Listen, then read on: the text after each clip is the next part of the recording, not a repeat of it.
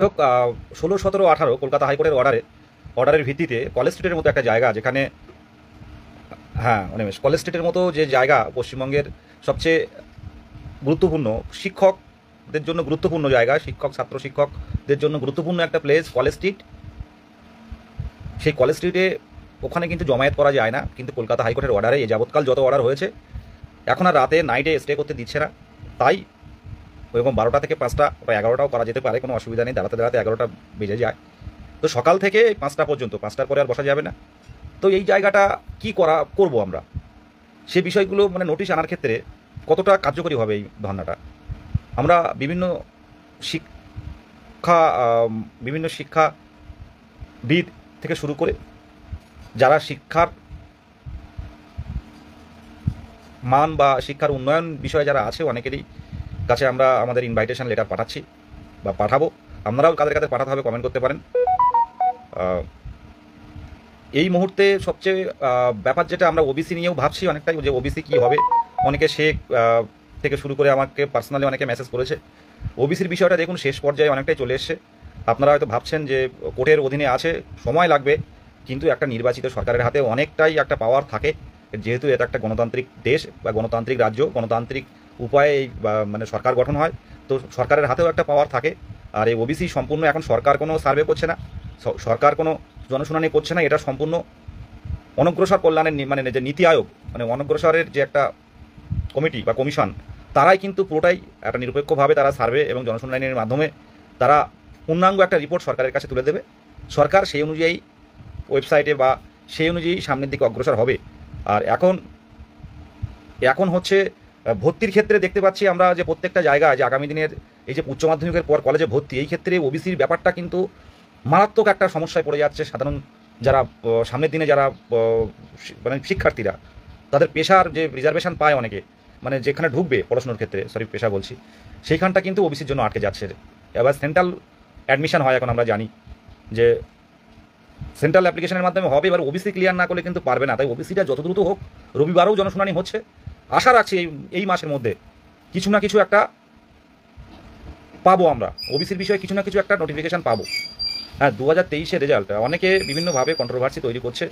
আমি আবারও বলছি, 2023টা মানে সবাই চায় কম্পিটিশান কম হোক, আমরাও চাই কম্পিটিশান কম হোক, যাতে 2022-এর আলাদা নিয়োগ হোক। আমাদের অনেক ডেপুটেশন, পুরনো ডেপুটেশনে আমরা দেখতে পাবেন অনেকে ডেপুটেশন নিয়ে অনেক কন্ট্রোভার্সি তৈরি করে, কেস করবো, এই করবো, তা করবো, কিন্তু এগুলো করেও কিছু হবে না। সবাই চায় আলাদা আলাদা কম্পিটিশন যাতে কমে। তবে 23-এর ব্যাপারটা একটু বলি। 23-এর অনেকেই আছে আমাদের এই লাইভে কমেন্ট করছে, 23-এর বিষয়টা কী হবে। আপনারা চাপ নেবেন না, 23 ঠিক সময় হয়তো রেজাল্ট পাবলিশ হয়ে যাবে। আমি এর আগেও বলেছি, এই দাড়ি কাটা নিয়ে কিন্তু অনেকেই অসন্তুষ্ট হবে, দেখতে পাচ্ছি। যাই হোক, একটা কথা অনেকেই বলছে যে দাদা দাড়ি কেটে থেকে দাড়ি থাকলে ভালো ছিল, সেটা পরে আসছি। 23-এর বঞ্চিত হবে বলে মনে হয় না। হয়তো 23-এর রেজাল্ট, নতুন নোটিফিকেশান, নতুন ডেট, এটা পরপর 3টে আসবে। তো সরকারের এখন কিন্তু আমরা বিভিন্ন দপ্তরে যাই, কথা বলি, অনেক নেতামন্ত্রীর কাছে যাচ্ছি, অনেক শিক্ষা সেলের কাছে যাচ্ছি, তারা কিন্তু পরিষ্কারভাবে জানাচ্ছে যে 22-এর ক্ষেত্রে কিন্তু একটা নোটিফিকেশান অবশ্যই আসবে। তো সেই নোটিফিকেশান আসলে সত্যি কি ইন্টারভিউ শুরু হবে, একটা প্রশ্ন থেকে যাচ্ছে। কারণ 8 মাসের মাথায় কিন্তু ভোট, আর এখন বর্তমান পরিস্থিতি যুদ্ধ ঘোষণা, চারিদিকে যুদ্ধর খবর। সেই জায়গায় দাঁড়িয়ে দেশের পরিস্থিতি এখন যুদ্ধ তৎপরকাল, মানে যুদ্ধ হচ্ছে এমন একটা পরিস্থিতি। এই জায়গায় দাঁড়িয়ে কি নোটিফিকেশান দেবে? সব উত্তর একটাই কথা বলবো, ঘুরে অন্যদিকে যাবেন না। দেশের জন্য সরকার আছে, আমরা আছি, জনগণ আছি, কেন্দ্রীয় সরকার আছে, সামরিক বাহিনী আছে, প্রয়োজন পড়লে আমরা বন্দুক ধরবো দেশের স্বার্থে। দেশের আগে কিচ্ছু না, দেশের আগে কেউ নয়, তাতে আমরা প্রস্তুত। আমরা আমাদের এক বিন্দু মাটি কেড়ে নিতে দেবো না অন্য দেশকে। কিন্তু সাথে সাথে এটাও দরকার, যারা সামনের দিনের এই দেশ চালাচ্ছে, যারা দেখতে পাচ্ছেন, দুজন ম্যাডাম পুরো যুদ্ধ পরিচালনা করলেন, এনারাও কিন্তু এই প্রাথমিক শিক্ষা থেকে একসময় উঠে এসে, মানে সবাই আমরা এই শিক্ষা থেকে, এলিমেন্টারি এডুকেশন থেকে আমরা সামনের দিনে বড় বড় জায়গায় যাই। তো এইখানটা যদি সমস্যা তৈরি হয়, সামনের দিনে কারা চালাবে দেশ? দেখুন, বড় বড় জায়গায় আমরা দেখেছি, বড় বড় জায়গায় এই মাধ্যমিক উচ্চ মাধ্যমিক রেজাল্ট দেখুন, কলকাতায় যারা এসি রুমে বসে থাকে, এসি রুমে যারা পড়ে, যারা একটা সাবজেক্টে যারা 2টো করে মাস্টার, তারা কিন্তু ফার্স্ট হয়নি। সেই ঘুরে ফিরে গ্রাম অঞ্চল, ঘুরে ফিরে যাদের টিউশনি মাস্টার নেই, যারা নিজেরা পড়াশুনো করেছে, যারা নিজেরা খেটে গেছে তারাই কিন্তু র্যাঙ্কটা করেছে, এটা মাথায় রাখবেন। তাই এই সরকারি এই কথাগুলো কেন বলছি, সরকারি বিদ্যালয়গুলো, সরকারি প্রাইমারি বিদ্যালয়গুলো বাঁচাতে হবে। এগুলো হারিয়ে গেলে আমাদের মতো মধ্যবিত্ত নিম্নবিত্তরাও হারিয়ে যাব। আর বেসরকারি স্কুলের অবস্থা আপনারা যাদের বাড়ির ছেলেমেয়েরা পড়ছে, যাদের বাড়ির সন্তানরা পড়ছে, তারা জানে ভালো করে কত খরচ। আর যাদের টিচার আছে তারা ম্যাক্সিমামই টেট পাস নয়, ম্যাক্সিমামে প্রশিক্ষণ নেই তাদের। সামনের দিনে দেখতে পাবেন, আমি একটা ভালো একটা খবর নিয়ে আসবো, এখন এই মুহূর্তে বলছি না। এই বেসরকারি স্কুল নিয়ে অলরেডি কথা হয়ে গেছে, বেসরকারি স্কুল নিয়ে সামনের দিনে ভালো খবর পাবেন। যারা টেট পাস না করে, যারা 2 বছরের প্রশিক্ষণ না নিয়ে কি করে বাচ্চাদেরকে পড়াচ্ছে প্রত্যেকটা বেসরকারি স্কুলে, আর আমরা আমাদের সন্তানদের তাড়াহুড়ো করে বেসরকারি স্কুলে পাঠিয়ে দিচ্ছি, কারা পড়াচ্ছে? যাই হোক, সেটা সামনের দিনে দেখা যাবে। এবার এখন বর্তমানে যে আমাদের কাজ, যেটা বললাম 16-17 কেন আসবেন, 16-17-18, দেখুন এই জায়গাটা তৈরি করতে গিয়ে কিন্তু অনেক পরিশ্রম করতে হয়েছে। প্রথমে বলি, অনেক পরিশ্রম করতে হয়েছে। আমরা ফিল্ডে নেমে, মাঠে নেমে, অনিমেষ দেখছে, অনিমেষ ঘুমন্ত অবস্থায় একদিন তুলে দিয়েছি। সেই নরেন্দ্রপুর থেকে ও ঘুমোতে চলে গেছে একদিন, ভোর মানে সকালে ডেকে দিয়েছি। তারপরের দিন আমাদের সুভাষ গেল, তারপরের দিন পার্থজিৎ, অদিতি গেল। সন্ধ্যাবেলা আবার নতুন করে রিড করতে হলো, আবার সুভাষকে ডাকতে হলো, কারণ সুভাষ সিগনেচার করতে হবে। সেক্রেটারি ও সিগনেচার না করলে হবে না, আমি তত দূর থেকে যেতে পারবো না। তো ওকে গিয়ে সিগনেচার করে সেদিনই ফাইল করা হলো। পরের দিন আবার আমি গেলাম, সারাটা দিন ছিলাম আমি, মিথ্যা কথা বলবো না, ভরা দুপুরে বা সেদিনও কিছু খাওয়া দাওয়া হয়নি, ভাতই খাইনি। তো এই কষ্ট করে কিন্তু পারমিশনটা নিয়ে এসেছি। দেখুন ফিল্ডে নেমে মাটিতে পা দিয়ে হেঁটে কাজ করা কিন্তু অনেক কষ্টকর। হয়তো এখনো পর্যন্ত চূড়ান্তভাবে হয়তো আমাদের ইন্টারভিউ আসেনি, কিন্তু কি করা হয়নি ভেবে দেখুন তো ভালো করে। আমাদের অবস্থাটা আমাদেরকে অবস্থাটাকে আমাদেরকে এইরকম একটা জায়গায় নিয়ে চলে এসছে। এখানে আন্দোলনের জন্য নয়, কোনো নেতৃত্বের জন্য নয়। সরকার যদি দেবে না বলে বা আইনি জটিলতা দেখায়, সেক্ষেত্রে কিছু করার থাকে না। 2017-এর কথা অনেকে বলেন, 17 ভাইদের প্রত্যেকেরই, ভাই দাদা সবাই প্রায় শিক্ষক শিক্ষিকা হয়ে গেছে, সকলকে সম্মান জানিয়ে বলছি। আমি তো 2017 সালের রেজাল্টের জন্য করেছিলাম, কিন্তু পরীক্ষা হয়েছিল 17 কিন্তু 4-5 বছর পরে। 2017 নোটিফিকেশন অনুযায়ী ফর্ম ফিল আপ করে রেখেছিল, কিন্তু 4-5 বছর পর কিন্তু পরীক্ষা হয়েছিল। এবং পর ওদের কপালটা এত ভালো যে পর কিন্তু ওরা মেনে দিয়েছে। মানে ওদের যে কপাল এত সুন্দর, ওদের সাপোর্টে ছিল যে পর কিছু কেসে ওরা সাফল্য পেয়েছে এবং কোনো আইনি জটিলতা তৈরি হয়নি। পরবর্তীকালে জটিলতা তৈরি হলো, তবু সেই 20-22 জটিলতাটা অনেকের রিক্রুটমেন্টের পর সেটা এখন ক্লিয়ার হলো। এখনও পর্যন্ত জুড়ে আছে কিছু জায়গায়। তো আর কোনো বাধা নেই, সরকারের দৃষ্টি আকর্ষণে আমরা চাইবো আমাদের ধর্ণা মঞ্চে সরকারি লোকও আসুক, সরকারি লোক চাইবো। আমরা আলাদা করে কাউকে ইনভাইটেশন দেবো না, নিরপেক্ষ যারা আছে শিক্ষাবিদ থেকে শুরু করে তারা যাবে। আর 3 দিনের কী কর্মসূচি হবে সেটা পোস্টার আকারে প্রত্যেকটা জেলায় দিয়ে দেওয়া হবে। প্রত্যেকে 22 টেট পাস, 2022 প্রাথমিক টেট উত্তীর্ণ, প্রত্যেকের বলছি যে আপনারা প্রত্যেকে আসুন, এই শেষ সময়ে নিজের স্বার্থে লড়ুন। এখন বর্তমানে দেখতে পাচ্ছেন যে যারা আন্দোলন করছে চাকরি হারার একমাত্র পথে আছে। আর চাকরি প্রার্থী বলতে গেলে যারা উত্তীর্ণ হয়ে আছে, যোগ্যতার প্রমাণ দিয়েছে তারা এই 2022 প্রাথমিক টেট। আবারও বলছি,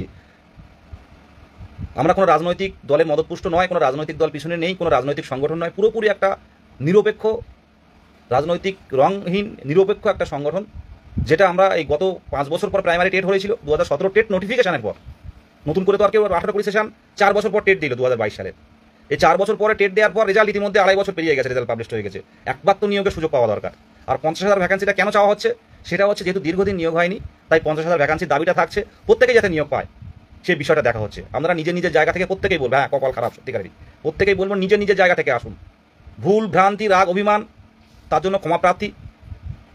প্রত্যেকেই লাইভটা দেখুন, যে কোনো ভুল ভ্রান্তি, নোটিফিকেশন আসেনি, এ নিয়ে অনেকের রাগ অভিমান আছে, এতদিন ধরে রাজপথে থেকেও নোটিফিকেশন আসেনি। তো সেই জায়গায় দাঁড়িয়ে সব কিছুর জন্য ক্ষমা প্রার্থী। আমি পরিষ্কারভাবে সোশ্যাল মিডিয়াতে বলছি যে শেষ সময়টা লড়ে দিন। যদি এই বছরের মধ্যে 2-1 মাসের মধ্যে নোটিফিকেশন না আনতে পারি, যদি সেপ্টেম্বর, অক্টোবর, নভেম্বর, ডিসেম্বরে যদি নোটিফিকেশনের আশা করি, দেখতে ভালো লাগছে, অনেকে মেসেজ করছে পার্সোনালি, নোটিফিকেশানে যদি আশা করি, তাহলে ভাববেন নোটিফিকেশান আসবে কিন্তু ইন্টারভিউ আসবে না। আমার কথাটা ইন্টারভিউ শুরু হবে না। আমার কথাটা রেকর্ড করে রাখুন। যদি অক্টোবর, নভেম্বর, ডিসেম্বরের দিকে যেতে চান, তাহলে প্রাইমারি টেটের নোটিফিকেশন আসবে পরিষ্কারভাবে। প্রত্যেকটা জেলার টেট উত্তীর্ণদের বলবো, সে যেই সংগঠনের হোক না কেন, ওই কমাস বলুন না, যেই বলুন না কেন, ছোট সংগঠন অনেক আছে, শুধু তারা মিটিংই করে যায়, মিছিল না, হোয়াটসঅ্যাপে মিটিংই করে যায়। প্রত্যেকের উদ্দেশ্যে বলছি, যদি রাগ অভিমান থাকে তার জন্য ক্ষমা প্রার্থী, কিন্তু প্রত্যেকে আসুন, একটা সাংগঠনিক একটা সংগঠকভাবে, এক সুন্দরভাবে, একটা মজবুতভাবে আমাদের দাবিগুলো তুলে ধরি। আমার কথাটা ভালো করে বুঝবেন, এখানে কোনো সংগঠন নয় বা আলাদা কোনো ছোট গ্রুপ যারা আছে, প্রত্যেকেই আসুন, লড়াইটা নিজের স্বার্থে আসুন, লড়াইটা মজবুত করতে আরও চলে আসুন, নাহলে যদি অক্টোবর নভেম্বর ডিসেম্বর মাসের দিকে যদি নোটিফিকেশান আসে তাহলে কিন্তু ইন্টারভিউ শুরু করতে পারবে না, শেষ করতে পারবে না, ফেব্রুয়ারির মধ্যে কিন্তু নিয়োগ দিতে পারবে না। আমরা অন্তত পক্ষে দাবিটা জানিয়ে আসতে পারি চোখে চোখ রেখে, যেটা করতে হবে। এর জন্য চাই সংঘবদ্ধতা। কার কি সমস্যা, কার কি রাগ অভিমান, আমার সাথে পার্সোনালি কথা বলুন। আমার সাথে অনেকে মেসেজ করছে এই অবস্থা দেখে, এগুলো কেটে ফেলেছে তাই দেখে অনেকে মেসেজ করছে। যাই হোক, যাদের রাগ অভিমান কষ্ট দুঃখ রাগ যাদের মধ্যে আছে আমার সাথে পার্সোনালি কথা বলুন। এই শেষ সময় সংঘবদ্ধতা জরুরি। হবু শিক্ষক হিসাবে আমি এই রিকোয়েস্ট করছি। কারণ যদি অক্টোবর নভেম্বর আপনারা মনে করেছিলেন সেপ্টেম্বর মাসের আমাদের মানে টেটের নোটিফিকেশান এসেছিল, তো সেই সেপ্টেম্বর মাস থেকে সেপ্টেম্বর অক্টোবর নভেম্বর ডিসেম্বরে গিয়ে টেট হলো 11 তারিখে। কিন্তু এইরকম যদি টেটের ব্যাপারটা আলাদা, একদিন পরীক্ষা হয়ে গেলে মিটে গেল, কিন্তু এই মানে ইন্টারভিউয়ের ব্যাপারটা কিন্তু সম্পূর্ণ আলাদা। আপনার ভাবুন, অন্তত 20 দিন ফর্ম ফিল আপে রাখতে হবে সময়, 20 দিন ফর্ম ফিল আপের সময় রাখতে হবে, 20 থেকে 25 দিন রাখতে হবে। সেটা আবার ভেরিফাই হবে কার কি তথ্য আছে, কার কি ভুল আছে, কার ট্রেনিং ভুল আছে, কার সার্টিফিকেট মানে করেছে ভুল করে সার্টিফিকেট দিয়েছে, কার সেশন কোনটা, কারা পরে ডিএলএড করেছে, এগুলো করতে সময় লাগবে।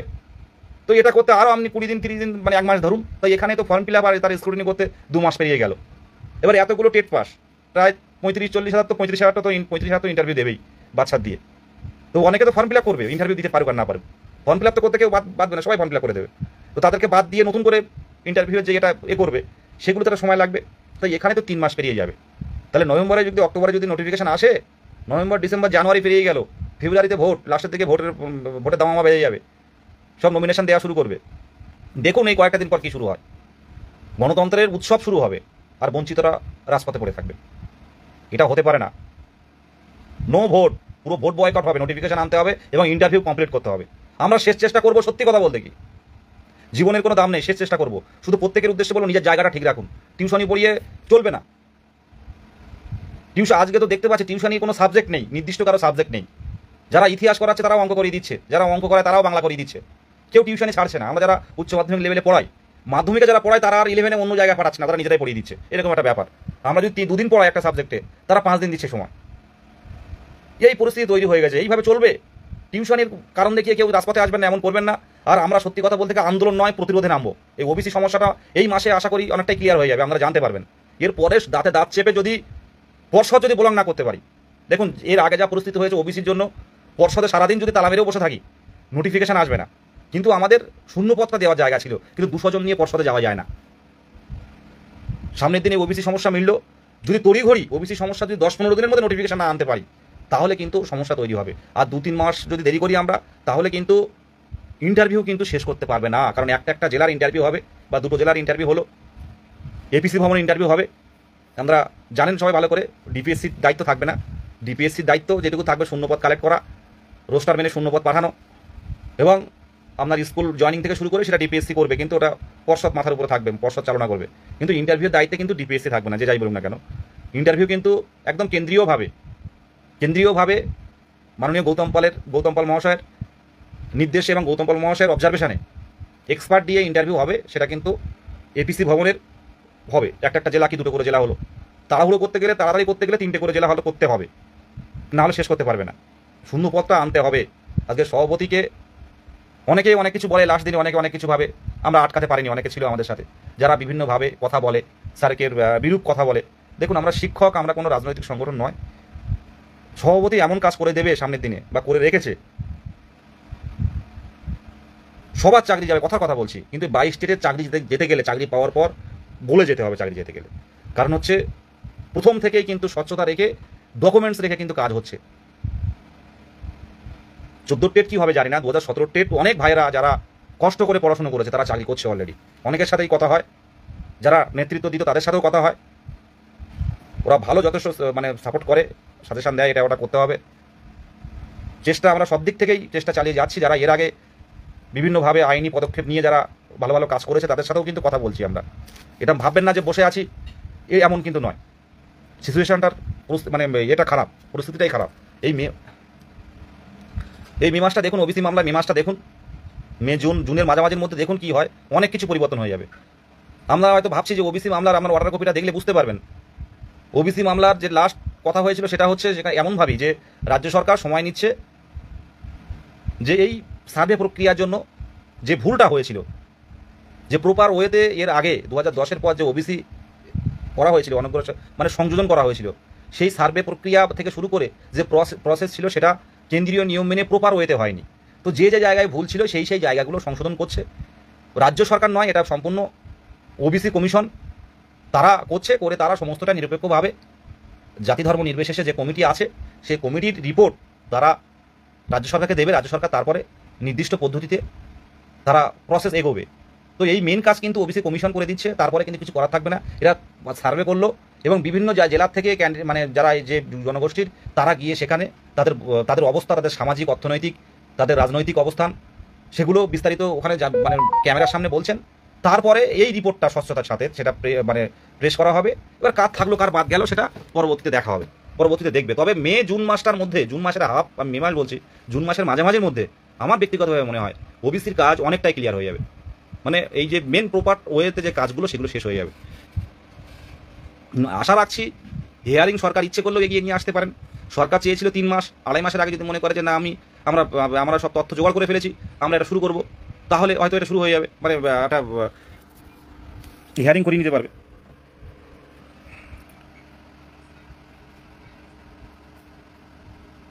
শাহিন ভাই বলছে ওবিসি মন্ডল সমস্যা, আশা রাখছি কোনো সমস্যা হবে না। কারণ যদি দু একটা সমস্যা হয় সেটা এখন কেউ বলতে পারবে না। যে জনশুনানি যে ডেমো হলো এবং সাথে সাথে যারা সার্ভে করেছে এগুলো এখানে নির্দিষ্ট নিরপেক্ষ নিয়ম মেনে যেটা তথ্য জোগাড় হয়েছে সেই তথ্য প্রেস করা হবে, সরকার সিদ্ধান্ত নেবে কী হবে না হবে। এখানে বলা যাবে না কোনটা কী হবে। যাই হোক, যে কথাটা আমি বলছিলাম 16, 17, 18 প্রত্যেকেই নিজে নিজে প্ল্যাকার্ড তৈরি করুন, একটা কার্টুন, বিস্কুটের কার্টুনে এনে। দেখুন এখন এই টাইমটা অনেকেই বিভিন্ন দিকে ছড়িয়ে আছে ছোটো ছোটো হোয়াটসঅ্যাপ গ্রুপ খুলে। ভাই এখন এই শেষ সময় হোয়াটসঅ্যাপ গ্রুপ খুলে আলাদা করে বিপ্লব আনা যাবে না। আমরা একটা জায়গা পর্যন্ত, সেই বিকাশ ভবন বলুন, এপিসি ভবন বলুন, যে শিক্ষা অধিকর্তা থেকে শুরু করে পার্টির মুখপাত্র বলুন, কালীঘাট বলুন, বিভিন্ন জায়গায় বারে বারে গিয়ে গিয়ে কিন্তু একটা কথা এমন একটা জায়গায় স্থির করে রেখে এসি, ওবিসি মামলা মিটে গেলে দাও আমাদেরকে, আমরা তো পাওয়ার যোগ্য। এখন ছোট্ট একটা গ্রুপ খুলে আপনি যদি দুজন নিয়ে চলে যান বিকাশ ভবনে, চলে যান এপিসি ভবনে, চলে যান নবান্নে, চলে যান কালীঘাটে, আবার কি করবেন?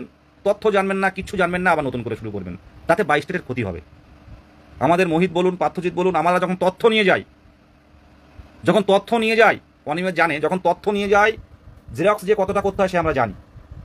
আর সামনের দিনে কিভাবে কম্পিটিশন কমবে, আমি আবারও বলছি, শুধু আন্দোলন নয়, কম্পিটিশন কমার ক্ষেত্রে কিন্তু আমরা অলরেডি কিন্তু পদক্ষেপ নিয়েছি। সামনের দিনে দেখতে পাবেন, দিনের শেষে একটা কথা বলবেন যে দাদা এই কারণে কিন্তু চাকরি পাওয়াটা সহজ হয়েছে। হয়তো অনেক সময় পেরিয়ে গেছে আমাদের, যারা পুরনো তারাও চিন্তা ভাবনা করছে যে পুরনোদের কী হবে। এখন কেস কাওয়ারিতে যাবেন না, কেস করলেই কিন্তু সব ঘেটে যাবে। আইনি জটিলতায় পড়ে গেলে কিন্তু নিয়োগ হবে না। এক শ্রেণী আছে নিয়োগ না করার জন্য। আমাদের মোটামুটি সকলে যাতে উত্তীর্ণ চাকরি পায় সেই বিষয়টা একটা শূন্যপদ নিয়ে দ্রুত নোটিফিকেশনটা না নিয়ে আসতে পারলে, এই 32,000-এর সমস্যা যদি একবার তৈরি হয়ে যায় তাহলে অন্য রাজ্যে কাজ করা ছাড়া কোনো পরিস্থিতি হবে না। এই রাজ্যে কাজ তো পাবেনই না, বয়স পেরিয়ে গেছে, অন্য রাজ্যে কাজ করতে যেতে হবে। এই 32,000-এর আগে কি এখন দ্রুত হবে না, তার আগে নোটিফিকেশনটা এনিহাউ বলে কয়ে হাতে পায়ে ধরে নোটিফিকেশনটা কিন্তু আনতে হবে। এই সরকার, মুখ্যমন্ত্রী ইচ্ছে করলে অনেক কিছু হতে পারে। আজকে রাত্রে যদি ভাবেন যে নোটিফিকেশন দিতে হবে, কালকেই কিন্তু নোটিফিকেশনটা আসবে। ওই 200 জন গেলাম, 100 জন গেলাম, গিয়ে বিকাশ ভবনের সামনে লাফালাফি করে ইন্টারভিউ নোটিশ চাই বলে বাড়ি চলে এলাম, আমি 200 জনকে ছোটো করছি না, তাদেরকে আমি অনেক শ্রদ্ধা ভালোবাসা জানিয়ে বলছি, এইভাবে আন্দোলন হবে না, এভাবে আন্দোলন সম্ভব নয়।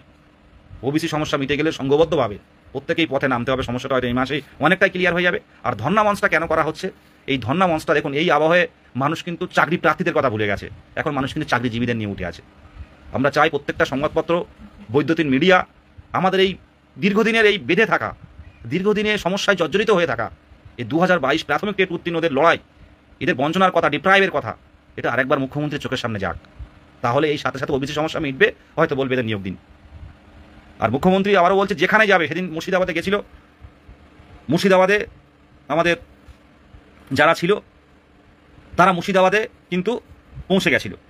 দেখুন, একসাথে ডেকে নিয়ে গল্প করা যায় বন্ধুবান্ধব মিলে, যে আসুন সবাই মিলে এক জায়গায় জোটবদ্ধ হই, ঘুরতে যাওয়া যায় কলকাতায় একদিনের জন্য 4-5 জন মিলে আন্দোলন করার নামে। কিন্তু এই মুখ্যমন্ত্রীর সামনে যাওয়া, ও দিদি আমাদের কথা শুনুন, ও দিদি আমরা 22 স্টেট, ভাবতে পারছেন? এটা ফিল করুন। এটা যদি আমরা নিজের ভাই হতো, ওই হাকিম গেছিল, ওই শ্রীকান্ত গেছিল, ওর সাথে যারা গেছিল আমি সবার নাম এটা আমি বলতে পারছি না, ওরা গিয়ে কষ্ট করে সকাল থেকে, তার আগে 1 সপ্তাহ আগে গ্রুপ খুলেছে আলাদা, যে মুখ্যমন্ত্রীর কাছে কীভাবে যাবো, কীভাবে প্ল্যাকার্ড হবে। তো 4-5টা প্ল্যাকার্ড তৈরি করেছে রাতারাতি আমাদের সুদীপ গুহর তত্ত্বাবধানে করে, একদম ব্যস্তদের সামনে গতি দিয়ে দিদি বলে চিৎকার করছে যে আমাদের ইন্টারভিউটা দিন 50,000 ভ্যাকান্সি দিয়ে। পারবেন বলুন তো? যারা যারা এই বাড়িতে বসে থাকে সারাদিন টিউশনি পড়াচ্ছে বা নিজের পরিবার নিয়ে আছে, নিজের জন্য আছে, তারা কি পারবেন সময় দিতে? 100 কিলোমিটার পথ পেরিয়ে তারা গেছে, 100 কিলোমিটার পথ পেরিয়ে মুর্শিদাবাদের বহরমপুরে গেছে মুখ্যমন্ত্রী, শামশেরগঞ্জে মুখ্যমন্ত্রী আসছেন তাই গেছে, এবং দিদি তাদের দিকে তাকিয়ে দেখেছিল, পুলিশ অফিসার ডেপুটেশন কপি নিয়েছিল।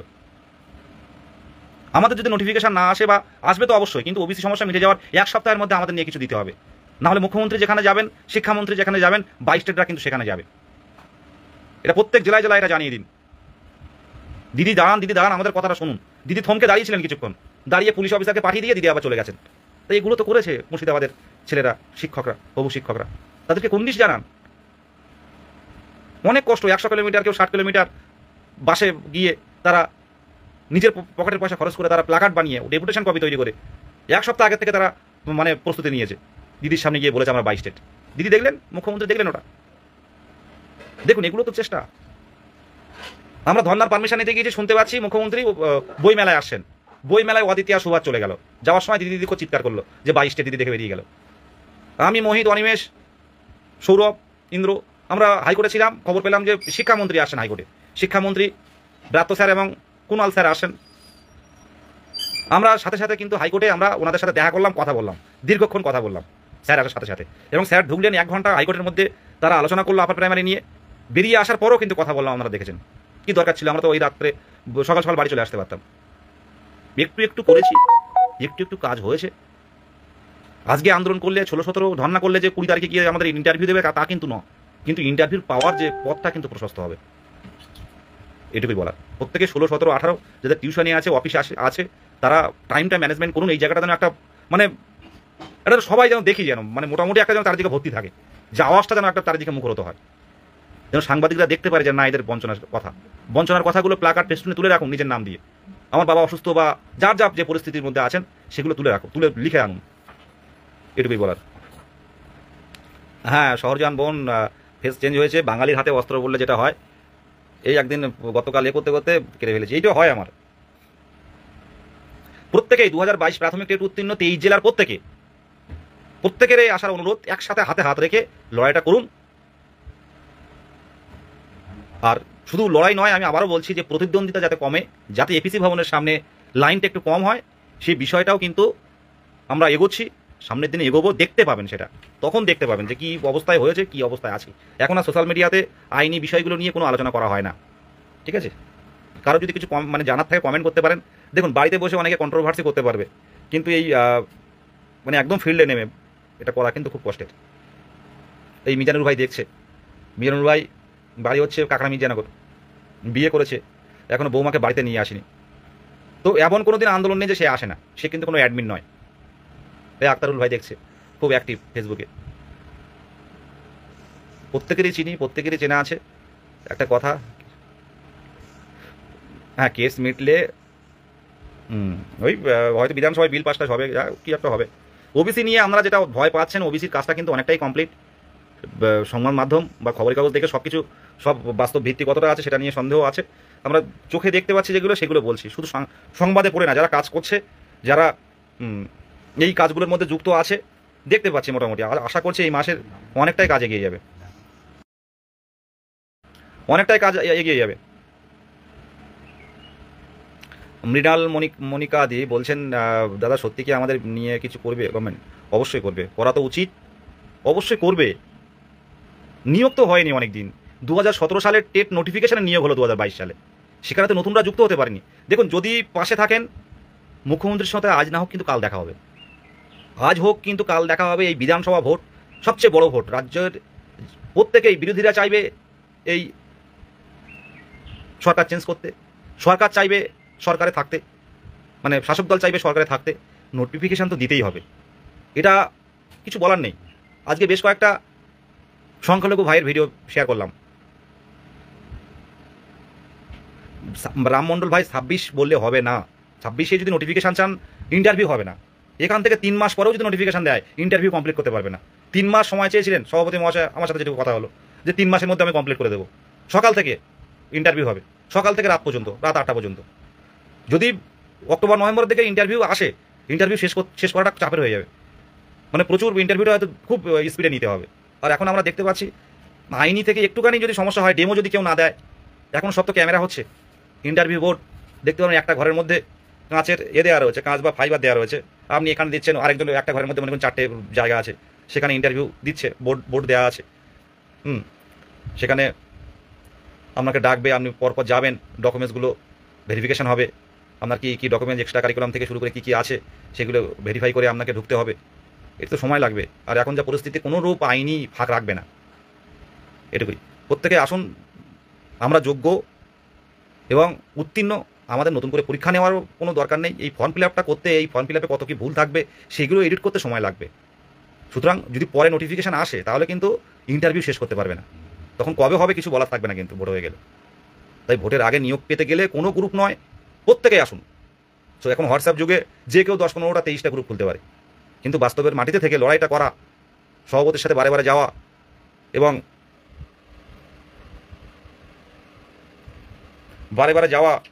এবং হচ্ছে সেখানে কথা বলা, একটা নির্দিষ্ট জায়গা পর্যন্ত কথা বলে রেখেছি আমরা যে এরপরে এই কথাগুলো বলবো, সেই জায়গাটা নষ্ট হবে। তাই প্রত্যেকেই সংঘবদ্ধ থাকুন। লড়াইটা 5 জনের জন্য নয়, লড়াইটা 30 থেকে 35,000 ডিএলএডদের জন্য। অনেকেই বাদ যাবে, যে 52,200 বলা হচ্ছে।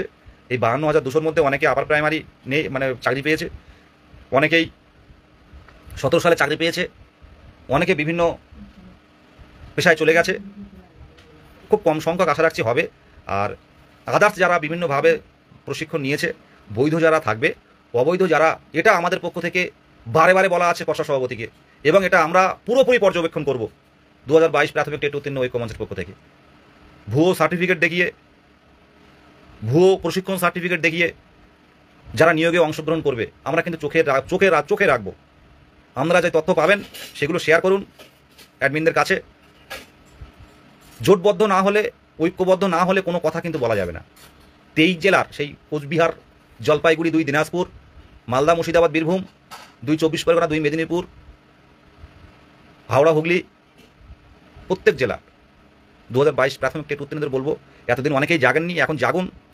এই যে পোস্টার শেয়ার হচ্ছে, এই পোস্টারগুলো বিভিন্ন ডিএলএড কলেজে দিন, ডিএলএড কলেজের পুরনো বন্ধুদের কাছে পাঠান যারা টেট পাস করেছে। এই জায়গাটা তৈরি করুন। এটা আপনারা বাড়িতে, শুধু অ্যাডমিন নয়, বাড়িতে বসেও কিন্তু এটা করতে পারেন। আমরা 4, 5 জন, 10 জন করে আসুন, একবার আসুন। আমাদের সাথে যারা কথা বলেছে, যারা এসছে এর আগে, তারা ভুলতে পারেনি। যারা এর আগে এসছে, ভুলভ্রান্তি, রাগ, অভিমান এখন দূরে রাখুন। এই কয়েকটা মাস, 1-1.5 মাসের মধ্যে যদি নোটিফিকেশান আনতে পারি, তাহলে মনে করবেন যে 26-এ বিধানসভা ভোটে কিন্তু আমরা ডিউটিতে যেতে পারবো। আর শূন্য পদটা দরকার। এটাই বলে শেষ করলাম। এখনো খাওয়া দাওয়া হয়নি, খাওয়া দাওয়া করবো। এই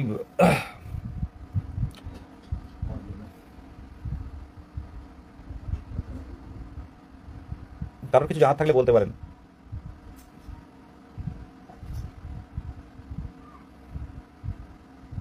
মানসিক পরিস্থিতি মোটেও ভালো না। যাই হোক, কী করবো, কিছু তো করতে। কেউ কিছু জানতে চান, অনেকে মেসেজ করেন, সেই কারণে বলছি। 16, 17, 18 শিয়ালদায়, আপনারা শিয়ালদার থেকে হেঁটে যাওয়া, যারা শিয়ালদায় আসবেন হেঁটে যাওয়া যায় কলেজ স্ট্রিটে। যারা ধর্মতলা থেকে আসবেন তারা কলেজ স্ট্রিটে নেমে যাবেন। যে কোনো জায়গা থেকে আপনারা আসতে পারেন, খুব ভালো জায়গা। দরকার হয় একটা করে ইন্টারভিউ বই নিয়ে যাবেন, একটা করে ইন্টারভিউয়ের বই ওখান থেকে কিনে নেবেন। অনেক বই বেরিয়েছে, নতুন নতুন ইন্টারভিউয়ের বই দেখছিলাম আগের দিন। ওখানে ইন্টারভিউ বইটাই কিনবেন, ভালো জায়গা, বসে পড়াশোনা করবেন। আর আমাদের যে সবাই মিলে একসাথে একটু আলোচনা করা যাবে সামনের দিনে কী হবে। প্রত্যেকের উদ্দেশ্যে বলছি, আপনিও আসুন, যারা এর আগে আসেনি তাদেরকেও বলুন যে যেতে হবে ভাই, যেতে হবে। রাতে কষ্ট করে হলেও বাড়ি চলে যেতে পারবেন। আর যারা থাকবেন, সেই থাকতে গেলে তারা অন্য ব্যবস্থা নিতে হবে আশেপাশে, যারা থাকতে চান। কলেজ স্ট্রিটের মোটামুটি একটা মূর্তি আছে, মূর্তিটা হচ্ছে কি বিধানচন্দ্র মনে হচ্ছে। ওই জায়গাটা পুলিশ যোগাযোগ করছে, সেই জায়গাটা দেবে পুলিশকে দেখার। কলকাতা হাইকোর্ট থেকে ভালো জায়গা দেওয়ার কথা বলা আছে। কলেজ স্ট্রিটেই ভাবুন, কলেজ স্ট্রিটে ক্যালকাটা ইউনিভার্সিটির সামনে কোথাও বসবো আমরা। প্রত্যেকটা চ্যানেল, সংবাদ মাধ্যম আসবে যাতে মুখ্যমন্ত্রীর দৃষ্টি আকর্ষণ হয়। এটুকুই। সবাই ভালো থাকবেন। শেষ করলাম। হ্যাঁ বলুন দাদা, কোন জায়গায় বসা হবে একটু হ্যাঁ, লোকেশানটা আশা রাখছি সোমবারে, মঙ্গলবারে লোকেশানটা দিয়ে দেবো, কোনো অসুবিধা নেই। আমাদের যেতে হবে এখন গরমে, সেদিনই ঘুরে এলাম, তো এর মধ্যে যাবো, গিয়ে মেন লোকেশান থেকে একটা ভিডিও পাঠিয়ে দেবো। কলেজ স্ট্রিটে নামবেন, ক্যালকাটা ইউনিভার্সিটির সামনে, ক্যালকাটা ইউনিভার্সিটির সামনে নামবেন, ওখানেই আমাদের ইয়ে হবে। প্রত্যেকের উদ্দেশ্যে বলছি, একসাথে আসুন, প্রত্যেকেই আসুন। এই শেষ সময় অন্তত জোরসে বলে যে দাবিগুলো প্রথমের দিকে যা বলেছিলেন সভাপতি মহাশয়, প্রথম দিকে সভাপতি মহাশয় যে প্রতিশ্রুতি আমাদের কাছে দিয়েছিলেন, আমাদেরকে তো আলাদা করে বলতে হয় না, সেই প্রতিশ্রুতি কেন রাখা হচ্ছে? এটা নোটিফিকেশনটা আনুন, ওবিসি সমস্যা মিটে গেছে, এই কথাটা যাতে বলতে পারি তার জন্য আসুন। নতুন করে কেউ গ্রুপ ক্রিয়েট করে নতুন করে শুরু করতে গেলে কিন্তু নোটিফিকেশন আসবে না, বরঞ্চ আবার নতুন করে শুরু হবে। আর আমাদের মধ্যে যত বিভ্রান্তি, যত বিভেদ হবে, তত কিন্তু তারা কিন্তু আরও আনন্দ পাবে যে সংঘবদ্ধতা ভেঙে গেছে। ঐক্যমঞ্চের ছাত্ররাই গত 2 বছর 2.5 বছরের লড়াই যে বিফলে যাবে না, সামনের দিনে বড় পদক্ষেপ নেওয়া হচ্ছে, আপনারা দেখতে পাবেন। সবচেয়ে ইদানিংকালের বড় পদক্ষেপ, আমি একটা ছোট্ট ব্রেকিং নিউজ দিচ্ছি, এই যাবৎকালের বড় পদক্ষেপ নেওয়া হচ্ছে যাতে ইন্টারভিউয়ের হলের সামনে কম্পিটিশনটা যাতে কমে। তার জন্য গ্রুপে গ্রুপে আমাদের নামে অনেক কন্ট্রোভার্সি তৈরি করবে, আপনারা দেখতে পাবেন। সেটা ভয় করি না। এই গত 2 বছরের লড়াই, 2 বছরের ডিএলএড যারা করেছিল তাদের স্বপ্ন পূরণ হোক, পরিবার হাসুক, এটা আমরা চাই। এটা আমিও চাই, আমার পরিবার হাসুক, আমিও চাই। শেষ দেখে ছাড়বো। ধন্যবাদ সকলকে।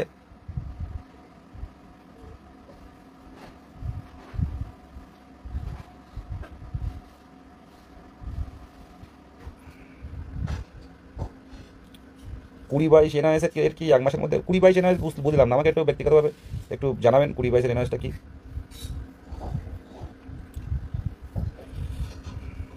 50কে শূন্যবাদ দেবী। সদানন্দা বলছে দাদা যাবো আমি। হ্যাঁ সদানন্দা, চলে এসো, রাখলাম।